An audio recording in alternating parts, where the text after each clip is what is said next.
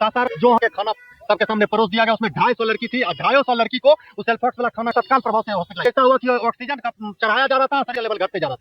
सोच लीजिए अगर उसमें से चल जाता या किसी का मृत्यु हो जाता, किसी के साथ कुछ अनहोनी घटना हो जाता, इसका जिम्मेदारी कौन लेता?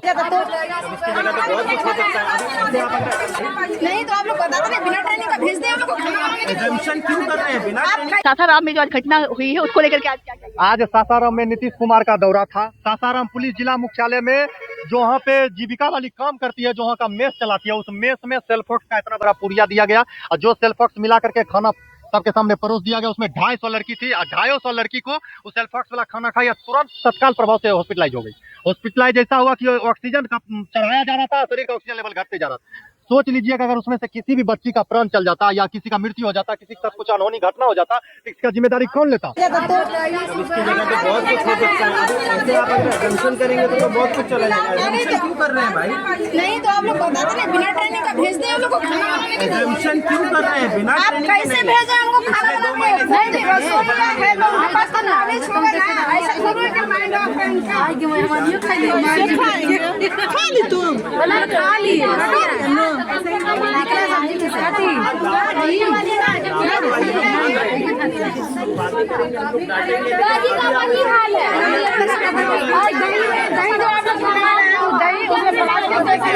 और वहाँ के जब कमांडेंट से बात पूछा गया क्या तो बोला फूड पॉइजनिंग। 250 आदमी के बार फूड पॉइजनिंग, आप लोग ड्रामा करते हैं। तत्काल प्रभाव से मेस सील कीजिए, जो जीविका वाली थी उसका तत्काल प्रभाव से निलंबन कीजिए, उसका नौकरी जाना चाहिए। जो ड्यूटी में था, जो देख रहा था, देख भाग उसका खत्म कीजिए। और ये पहला घटना तो नहीं हो सकता है। आज सेल्फॉक्स है, इसका मतलब आप लोग खाना धो के नहीं बनाते हैं, खाना पे इंस्पेक्शन होना चाहिए। चिराग पासवान जी खाद्य पदार्थ मंत्री है और उनका खाद्य पदार्थ मंत्री का काम होता है कि सारा अधिकारी का दे दीजिए कि खाना पे जाकर के छापा मारे कि खाना कैसा। जब पुलिस के मेस का ही हाल है तो सोचिए कि आम जनता का क्या हाल होगा। आज वहाँ पे कौन अपना बच्ची को चाहेगा कि पुलिस विभाग में जाए काम करने के लिए, या कौन जॉब करने के लिए जाए और सरकारी खाना खाए कि मर जाएगा?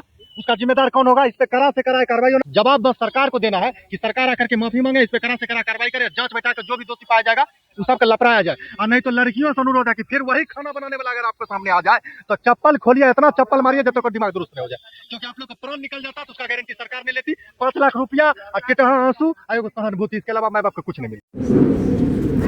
तो दो चीजें जो मुझे समझ में आई हैं कल की घटना को लेकर मैं कह रही हूँ कि एक तो जीविका दीदी लोग जो हैं वो खाना जो पका रही हैं उसमें वो ध्यान नहीं दे रही हैं कि हम क्या पका रहे हैं। पका के वो एहसान नहीं कर रही, उनको पैसा मिल रहा है पकाने के लिए, ठीक है ना?